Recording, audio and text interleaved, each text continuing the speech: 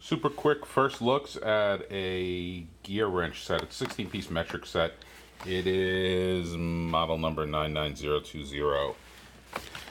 It's their flex heads with the ratchet, but not with the changing direction one. At first look, looks okay. Not magical. Okay. What would I say about it?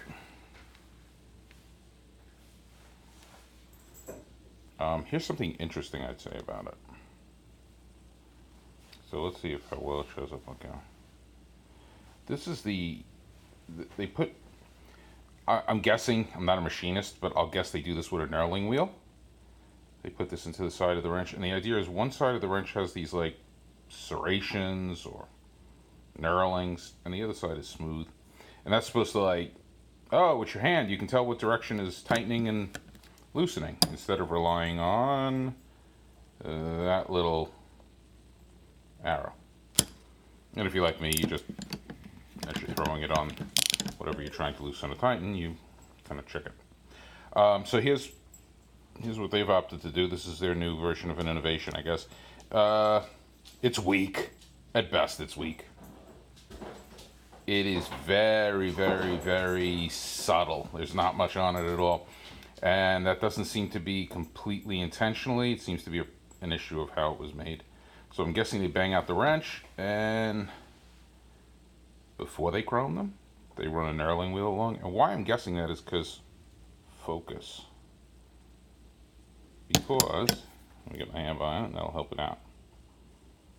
Can you tell here how there's practically nothing there? And then here there's a bit, but I can barely feel it now with my hands. If I had a pair of gloves on, even thin gloves, not even nitrile gloves, I mean just cheapo gloves, I don't think I'd be able to feel it. So now here's a little bit of inconsistency. So you can see that little kind of ding where the wheel must have hit her hard, and you can feel the knurling here. It's a bit more substantial. And then it weakens out over here. So a little bit of inconsistency on it. And I'm sure somebody out there is like, why are you being such a prick about it? Like, going over it with a fine-tooth comb, just start using them. Well, because they weren't cheap. Hey, I'm not comparing them to Snap-on because I don't work on cars for a living.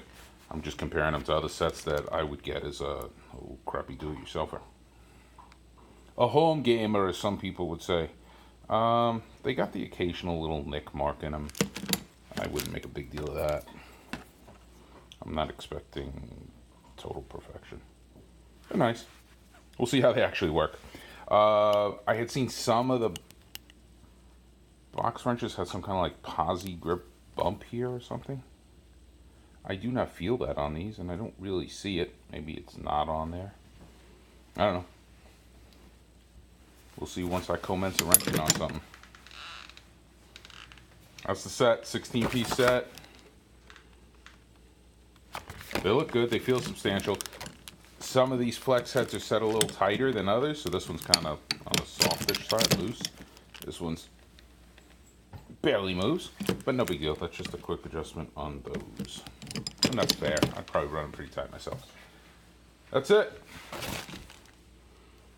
I'll show you once I break one, bend one, or it works really well.